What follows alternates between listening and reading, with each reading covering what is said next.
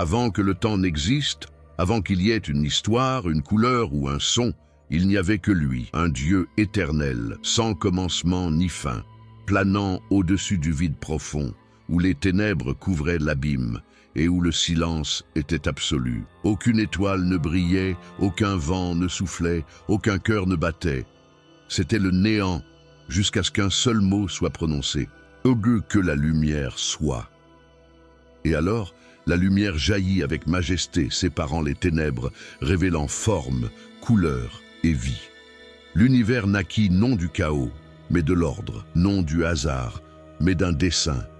Chaque partie de la création répondait comme un chœur à la voix de son créateur. La terre ferme émergea, les mers trouvèrent leurs limites, et les cieux s'étendirent comme un manteau sur le monde nouvellement né. Le temps commença à s'écouler, et le plan éternel prit forme.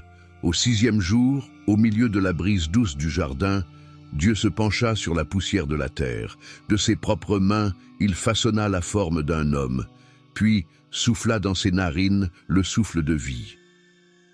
L'homme ouvrit les yeux, et son premier regard se posa sur le visage même de Dieu.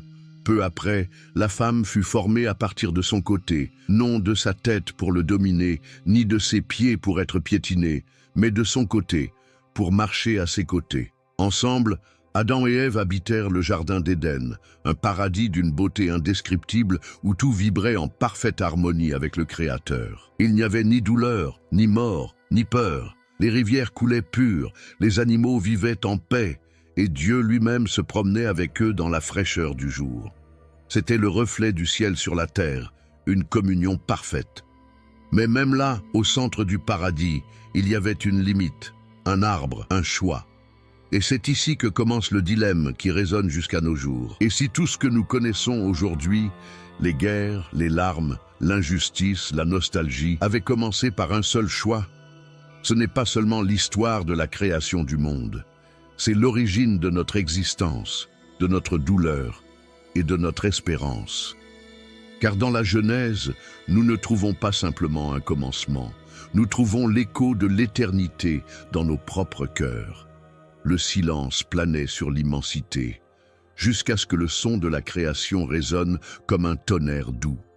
La terre était informe et vide, et les ténèbres couvraient la surface de l'abîme, mais l'Esprit de Dieu planait au-dessus des eaux.